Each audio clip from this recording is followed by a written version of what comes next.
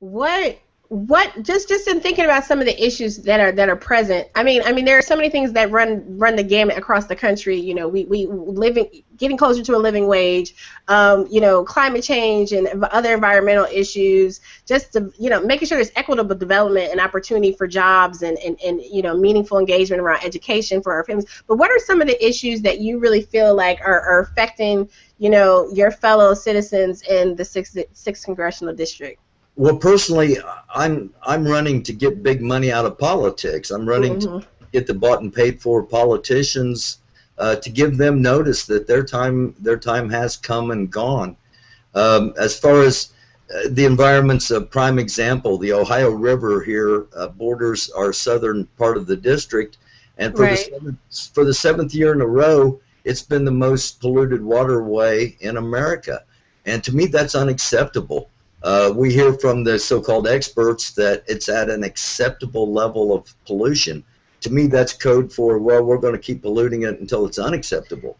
And if people want to go along with that, that's fine. But and I was really disappointed in the Democratic Party at the Philadelphia convention. We didn't have a caucus, we didn't have a seminar, we didn't have anything on climate change or on the environment. Okay.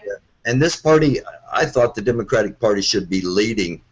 We should be leading the world and making the world cleaner and better for our futures. And instead, we pretty much ignored everything at the convention, and I was really disappointed in that. So you were there at the convention, correct, as a delegate? Yes, I was a delegate. Just to segue, just for a brief minute about that, because, you know, even though, you know, everyone's like, okay, the convention happened, move on, you know, just give us just a little bit of your sense of that. I mean, it takes a lot for people to get there, for one, right? Even you become a pledged delegate, and then you still have to get there. You have to. It's a week away from your regular life, right? And like you just made a great point about how there were no breakouts, no real, you know, opportunity to discuss this issue. One of the issues that are so important, you know, issues around climate change and the environment, fracking. I mean, there's all types of stuff which just seem to be kind of put on the back burner right now by this current iteration of the Democratic Party. How was your experience? You know, just briefly, because I want to get back to your actual campaign and stuff, but just since you mentioned the convention, how was your experience that week, and what did you take away from it? When I got back, the one question that I got asked most often was, did you have fun? No, I did not have anything close to fun. I didn't see the Liberty Bell. I didn't see Carpenter's Hall, Independence Hall. It was not a fun time. It was a tumultuous time, I'll put it that way.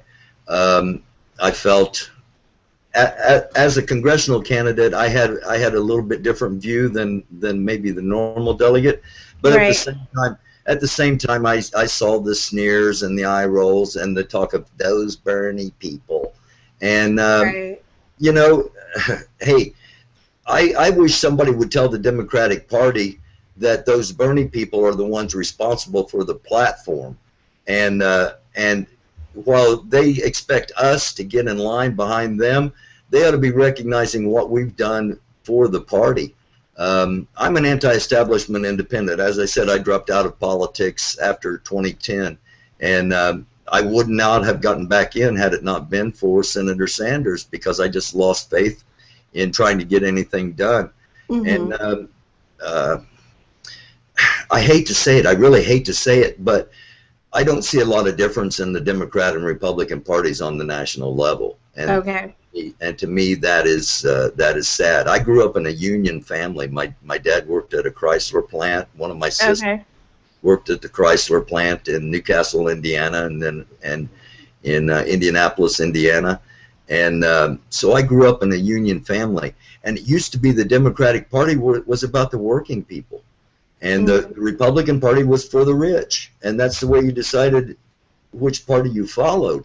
Today, I'm not seeing a lot of difference in substance between the Republicans and the Democrats, and I want to get elected to make sure that those platform pillars are put into place, and they're not just talk. They're not just something that the Democrats decided they would give us Bernie Sanders people so that we'd fall in line. That's right. not all. It's change that we need. It's change that we're fighting for.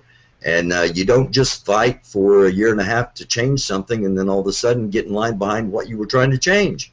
Right, exactly. I think that's like one of the things that, especially as we look at the launch of Bernie Sanders' official launch of Our Revolution, his next step, right, in this political process tomorrow. Right. You know, I think it's 2,300 house parties and other gatherings. Over 2,300 are up on the map and stuff. Like, it's really great. I mean, people are expecting people to just, like you said, just go along with whatever's happening. I think people really forget that this was more than just Bernie. This was about changing the way business is done in America, really addressing issues that have been percolating for decades in many instances, to really bring things forward and not have to continue, you know, backsliding and then moving forward and so forth. So that was just a really great, you know, point, a reminder for people that we are trying to move things forward, not just continue to maintain the status quo. Absolutely.